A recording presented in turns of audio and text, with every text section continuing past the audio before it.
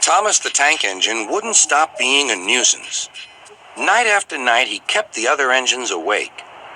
"I'm tired of pushing coaches. I want to see the world." The other engines didn't take much notice, for Thomas was a little engine with a long tongue.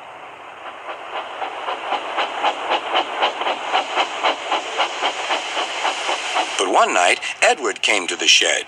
He was a kind little engine and felt sorry for Thomas. "I've got some freight cars to take home tomorrow. If you take them instead of me, I'll push coaches in the yard."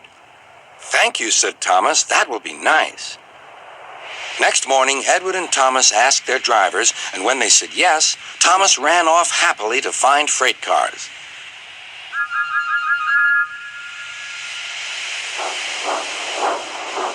Now, the freight cars are silly and noisy. They talk a lot and don't attend to what they are doing. And I'm sorry to say they played tricks on an engine who is not used to them.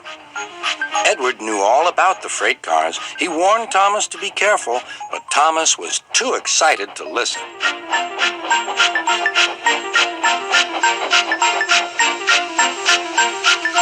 The shunter fastened the coupling, and when the signal dropped, Thomas was ready. The conductor blew his whistle. "Beep, beep," answered Thomas, and started off. But the freight cars weren't ready. "Oh, oh," they screamed. "Wait, Thomas, wait!" But Thomas wouldn't wait. Come on, he puffed. "All right, don't fuss. All right, don't fuss," grumbled the cars.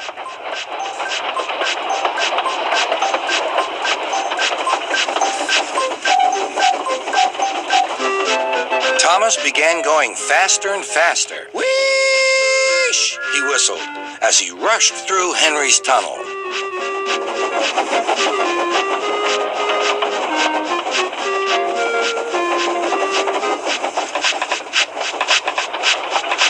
"Hurry, hurry," called Thomas. He was feeling very proud of himself. But the cars grew crosser and crosser.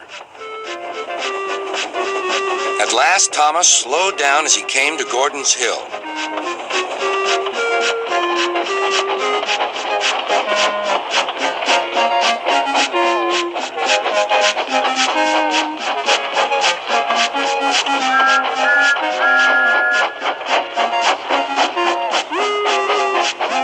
"Steady now, steady," warned the driver as they reached the top. He began to put on the brakes. We're stopping," called Thomas. "No, no, no," answered the cars, bumping into each other.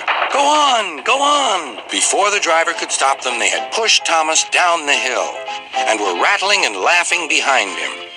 Poor Thomas tried hard to stop them from making him go too fast. Stop pushing," he hissed.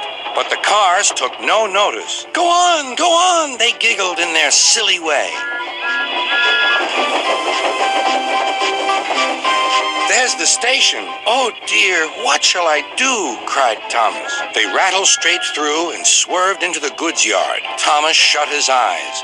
"I must stop." When he opened his eyes, he saw he had stopped just in front of the buffers. There, watching him, was Sir Topham Hatt. "What are you doing here, Thomas?" he asked. "I've brought Edward's freight cars," Thomas answered. "Why did you come so fast?" "I didn't mean to. I was pushed," said Thomas. "You've got a lot to learn about freight cars, Thomas. After pushing them about here for a few weeks, you'll know almost as much about them as Edward. Then you'll be a really useful engine."